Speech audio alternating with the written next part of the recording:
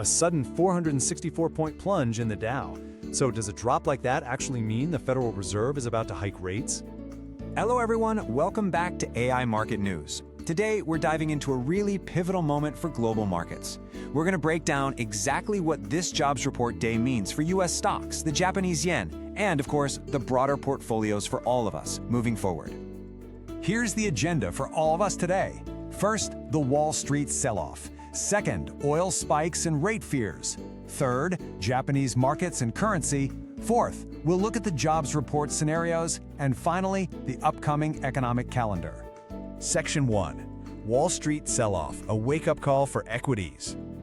Okay, as you can see in the chart, Thursday's session was a pretty sharp wake-up call. The Dow Jones took a massive hit, falling 464 points and decisively snapping a three-day streak of record closes. The NASDAQ dipped right into the red too. The underlying mechanism here is actually pretty straightforward. When uncertainty rises, whether that's from geopolitical tension or interest rate fears, investors tend to dump riskier assets like stocks and run to safer havens, and that pulls the broader market right down. Moving to Section 2. Oil spikes and rate fears, the twin catalysts. Looking at energy, the graph shows crude oil has spiked significantly. Brent crude is pushing right up toward $83 a barrel, largely due to a worsening situation in the Strait of Hormuz, where proposed agreements might actually ban U.S. and Israeli ships from transit. Why does this matter to us? Well, rising oil directly increases the cost of manufacturing and transporting almost everything. That fuels broader inflation, which then forces central banks to seriously consider higher interest rates just to cool things down. And that brings us right to our second catalyst. Fed Chair Kevin Warsh signaled a very clear willingness to raise rates if inflation stays elevated. This hawkish tone immediately caused the U.S. 10-year Treasury yield to jump to 4.678%, making its biggest single-day move in weeks. Why does this trigger a market reaction? Because higher yields increase borrowing costs across the entire economy. That invariably slows down economic growth and puts heavy pressure on stock valuations. But the broader economic picture isn't entirely negative. According to current market information, Q2 data showed strong non-farm productivity rising by an impressive 3.6%, while unit labor costs were kept in check at just 0.4%. This is a super important dynamic because it means the economy can actually continue to grow without generating excessive inflation. Theoretically, this highly nuanced data reduces the immediate urgency for the Fed to hike rates, giving us a much-needed counterweight to all that tough talk we've been hearing. Section 3. Japanese markets and currency, the Trans-Pacific impact. U.S. policy ripples right across the Pacific. As the graph shows, the core mechanism at play here is all about the interest rate gap. As U.S. Treasury yields rise, the gap between the United States and Japan widens. This naturally puts strong upward pressure on the U.S. dollar against the yen.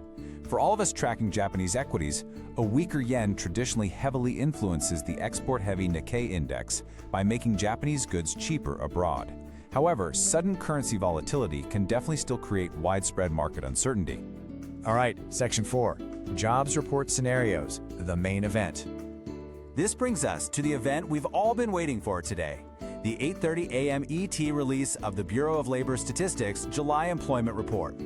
Based on available data, the consensus estimates currently sit between 83,000 and 97,500 for non-farm payrolls, with the unemployment rate expected to hold steady at 4.2%. Now, expectations are undeniably low right now. We're coming off a shockingly weak 57,000 reading in June and a very soft 44,000 in Wednesday's private ADP report. This low bar perfectly sets the stage for some serious market volatility once those official numbers drop. Let's walk through the three potential outcomes so we can all be perfectly prepared.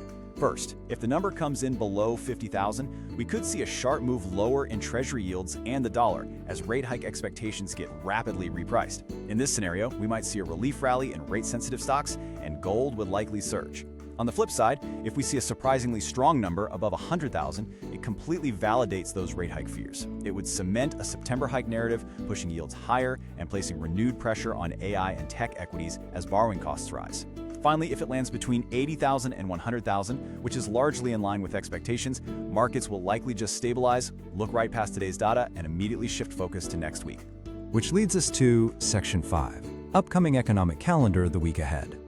Once today's jobs data settles, we immediately pivot to the forward-looking indicators. We all need to closely watch the July Consumer Price Index releasing on Wednesday, which is currently estimated at 3.5% year-over-year.